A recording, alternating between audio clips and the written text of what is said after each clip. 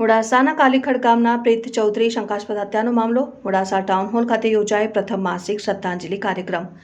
4 જુલાઈના રોજ તત્વ ઓર્કેડના પાછળના ભાગે મળ્યો હતો મૃતદેહ. FSLના રિપોર્ટમાં હત્યા થઈ હોવાનું ખુલ્યું. 1 માસ વીતવા છતાં પોલીસ દ્વારા કોઈ નક્કર કામગીરી નહીં. સામાજિક અને સ્વૈચ્છિક સંસ્થાઓના અગ્રણીઓએ આરોપીઓ ઝડપી પાડવા જિલ્લા કલેક્ટરને કરી રજૂઆત. મોટી સંખ્યામાં મહિલાઓ અને અગ્રણીઓ પ્લેકાર્ડ લઈ ન્યાયની કરી માંગ. Reporter Jitendra Patel, news 7 India, Aravalli. Kolikhad ગામનો વતની અને મારી તત્વ કોલેજનો એક વિદ્યાર્થી જેનો આજ ગયા મહિનાની જુલાઈ મહિનાની 4મી તારીખે અવસાન થયું છે. તત્વ કોલેજની આગળ આવેલા તત્વ માર્કેટમાં એ દીકરાની લાશ ત્યાં મળેલી. તે સમયથી જ એના પરિવારની સાથે તત્વ કોલેજનો દરેક સ્ટાફ એવું વિચારતો હતો કે ભાઈ આ બનાવ કેવી રીતે બન્યો, અને એ બનાવમાં કાયદો અને વ્યવસ્થાની રીતે પોલીસ ડિપાર્ટમેન્ટે તપાસ શરૂ કરી છે.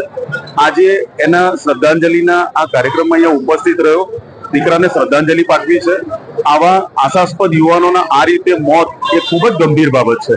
હું આજના શ્રદ્ધાંજલિના પ્રસંગે તંત્રને વિનંતી પણ કરીશ અને એક એમને અમારા વતીથી એક અમારી એમની નમ્ર વિનંતી છે કે આવો જે બનાવ બન્યો છે એની પૂરેપૂરી તપાસ થવી જોઈએ અને આ તપાસના અંતે જે પણ ગુનેગારો છે એમને કડકમાં કડક સજા થવી જોઈએ.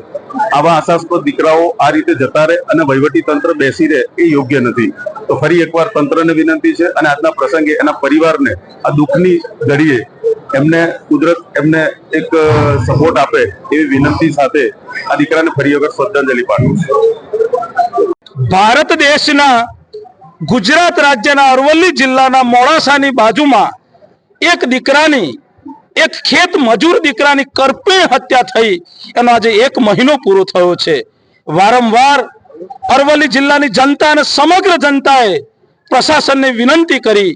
4 તારીખે જ્યારે હત્યા થઈ હોય, 5 તારીખે પોસ્ટમોર્ટમ થયું હોય અને 9 તારીખે પોસ્ટમોર્ટમનો રિપોર્ટ આવ્યો હોય, ત્યારે 21 તારીખે આ અરવલ્લીની જનતાએ મૌન કેન્ડલ કાર્યક્રમ કર્યો અને પ્રશાસન સાથે રહીને આ પ્રજા માલિક હોવા છતાં શાસનને વિનંતી કરી અને 31 તારીખે આ હત્યાનો ગુનો દાખલ કર્યો.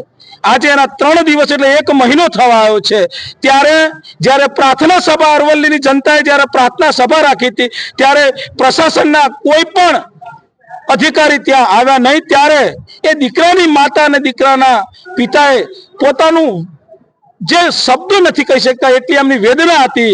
એટલે કે જો એ અહીંયા ના આવી શકતા હોય તો સમગ્ર અરવલ્લી જિલ્લાની જનતા તમે જોઈ શકો છો, એ માનનીય ન્યાયાધીશ અરવલ્લી જિલ્લાના માનનીય કલેક્ટર સાહેબને આવેદનપત્ર આપવા આવ્યા અને જ્યારે અહીંયા આવેદનપત્ર આપવા આવ્યા ત્યારે નીચે સંવિધાનિક રીતે કાયદાને હાથમાં રાખીને એમણે વિનંતી કરી. અને આજે ખુશીની વાત એ છે કે અરવલ્લી જિલ્લાના કલેક્ટરે આ માતાની વેદના તો સાંભળી, એમણે હૈયા ધારણા પણ આપી, પણ આ પ્રજાએ તટસ્થ રીતે કીધું છે કે ખેત મજૂરના દીકરાની હત્યા થઈ છે. 15મી ઓગસ્ટ પહેલા આનો ન્યાય મળવો જોઈએ.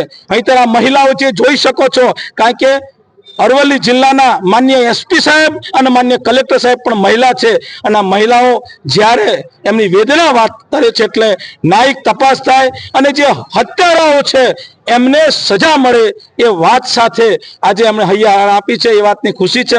પણ 15મી ઓગસ્ટ આવે છે એટલે ગુજરાત સરકાર અને ભારત સરકારને વિનંતી કરું કે અહીંના સંગઠનોએ માનનીય વડાપ્રધાન સાહેબ નરેન્દ્રભાઈ મોદી સાહેબને પણ આવેદન પત્રમાં લખીને પોતાની વેદના મોકલી છે કે અમને આની વાતનો ન્યાય આપો.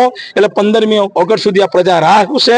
નહીતર સમગ્ર ગુજરાત સંવિધાનિક રીતે પ્રજા જ્યારે રોડ ઉપર આવીને કે પ્રજા માલિક છે અને પ્રજા કહે છે કે શાસનમાં જે બેઠેલા છે એ પ્રજાએ એમને CM બનાવ્યા છે. અને મારી વિનંતી છે, હસમુખ સક્સેના વિનંતી કરે કે માનનીય મુખ્યમંત્રી સાહેબ એ માની વેદના એના ઘરે જઈને સમજે તો એમની વેદના સમજાશે કે માનનીય મુખ્યમંત્રી સાહેબને પણ દીકરો હતો. જ્યારે એમનો દીકરો બીમાર પડ્યો ત્યારે મહારાષ્ટ્રની અંદર જવાનું થયું ત્યારે પ્રજાના પૈસે પ્લેન ધારવાએ ત્યાં ગયા હતા.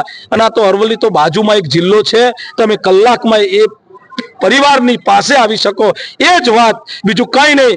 હમ હમારા હક માંગતે નહીં કિસી સે ભીખ. બીજું છેલ્લે એટલું જ કહે, ન્યાય આપો, ન્યાય આપો. Justice for Preet Chaudhary, justice for Preet Chaudhary. અને બીજી વાત એ કરું, ઐતિહાસિક ની અંદર આ જિલ્લાને, આ દીકરો અનુસૂચિત જાતિનો દીકરો છે, દરેકને ખબર હશે, છતાં પણ આ પ્રજા કેટલી શાંત બેઠી છે એ તમે સમજી શકો છો. જય સંવિધાન, જય જય ગરવી ગુજરાત, જય ભારત.